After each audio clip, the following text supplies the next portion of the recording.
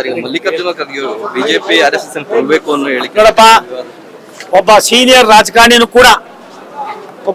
ರಾಜಕಾರಣಿ ಮೇಲ್ಪಂಕ್ತಿಗೆ ಹೋದಂಥವ್ರು ಕೂಡ ಎಲ್ಲ ಒಂದ್ ಕಡೆ ತಮ್ಮಲ್ಲೂ ಕೂಡ ಕೆಲವು ಲೋಪಗಳಿವೆ, ಎಡವಟ್ಟಿದೆ ಅನ್ನೋದಕ್ಕೆ ಸನ್ಮಾನ್ಯ ಹಿರಿಯರಾಗಿರ್ತಕ್ಕಂಥ ಮಲ್ಲಿಕಾರ್ಜುನ ಖರ್ಗೆ ಸಾಹೇಬರು ಒಂದು ಉದಾಹರಣೆ.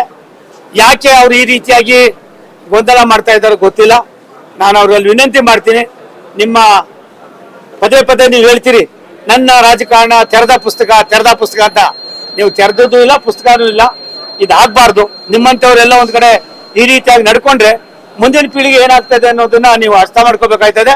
ಇವತ್ತೇಂತ ಮಾತಾಡಿದ್ದೀರಿ, ಇದು ನಿಮ್ಗೆ ಅದು ಸರಿ ಅನಿಸ್ತದೆ ಅಂತ ಅನ್ನೋದನ್ನ ನೀವು ಮತ್ತೊಂದ್ಸಾರಿ ಆತ್ಮಾವಲೋಕನ ಮಾಡ್ಕೊಳ್ಳಿ. ಇಂಥ ಕೆಲವು ಸಂದೇಶಗಳನ್ನು ಕೊಡುವಾಗ ತಮ್ಮಂಥವ್ರು ಯಾವುದು ಅನ್ನೋದಕ್ಕಿಂತ ಹೆಚ್ಚಾಗಿ ಇಂಥ ಪರಿಸ್ಥಿತಿಯಲ್ಲಿ ಅರ್ಥ ಮಾಡಿಕೊಂಡು ರಾಷ್ಟ್ರದ ಪ್ರಧಾನಮಂತ್ರಿ ನರೇಂದ್ರ ಮೋದಿಯವರ ಅಭಿವೃದ್ಧಿಯ ಚಿಂತನೆಗೆ ನೀವು ಕೂಡ ಕೈ ಜೋಡಿಸೋದು ಒಳ್ಳೆಯದು.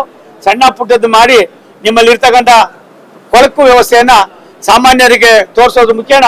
ನೀವು ಕೂಡ ಚಿಕ್ಕವರಾಗೋದು ಅವಶ್ಯಕತೆ ಇಲ್ಲ ಅಂತ ನನ್ನ ಭಾವನೆ. ನೀವು ಅದೇ ಮಾಡ್ತೀನಿ ಅಂದ್ರೆ ನಾನೇನು ಮಾಡೋಕ್ಕಾಗಲ್ತು.